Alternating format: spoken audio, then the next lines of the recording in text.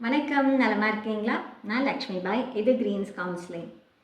நிறைய பேர் இந்த டயலாகை உங்கள் வீட்டில் சொல்லியிருப்பீங்க. முன்னெல்லாம் நீ எப்படி இருப்ப? கல்யாணம் ஆன புதுசில், கல்யாணத்துக்கு முன்னாடி, இப்போ எப்படி இருக்க அப்படின்னு. அதுக்கு என்ன அர்த்தம்? அந்த திருமண வாழ்க்கையில் நட்பு இல்லைன்னு அர்த்தம்.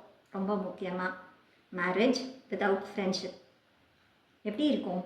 வீடு வீடு மாதிரியாக இருக்கும், லாட்ஜ் மாதிரி இருக்காதா? அதாவது அதே ரொட்டீன், காலையிலேருந்து நைட்டு வரையும் சேம் ரொட்டீன். ஷேர்டு ரெஸ்பான்சிபிலிட்டிஸ்னாலும் நீ இந்த வேலையை பார்த்துக்கோ, நான் அந்த வேலையை பார்த்துக்கிறேன், நீ பேங்க்குக்கு போயிட்டு வந்துடு, நான் பிள்ளைகளை கொண்டு விட்டுட்டு வந்துடுறேன் அப்படின்னு எல்லாம் பார்த்து பார்த்து செஞ்சால் கூட வேலைக்கு மட்டுங்கிற மாதிரியான ஒரு விஷயம்.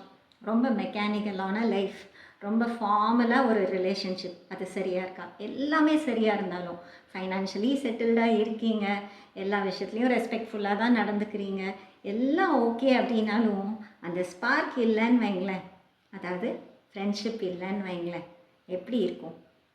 ஸோ மேரேஜ் வித்தவுட் ஃப்ரெண்ட்ஷிப் அப்படிங்கிறது தவறான ரிலேஷன்ஷிப்குள்ளே போகிறதுக்கான வாய்ப்பு நிறைய இருக்குது. இல்லை உங்கள் கூட டைம் ஸ்பெண்ட் பண்ணுறது ரொம்ப குறைஞ்சிக்கிட்டே போகும்.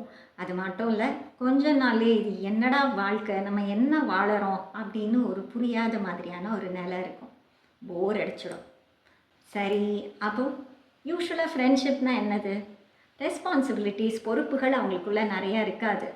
ஆனால் ஒருத்தருக்காக ஒருத்தர் இருப்பாங்க, நிறையா பேசிக்குவாங்க, ஃபன் பண்ணிக்குவாங்க, மாற்றி மாற்றி கேலி பண்ணிக்குவாங்க, நிறைய ஃப்ரெண்ட்ஸோட டைம் ஸ்பெண்ட் பண்ணணும்னு நினப்பாங்க. நம்மளாக இருக்க முடியும் நம்ம ஃப்ரெண்ட்ஸ் கூட.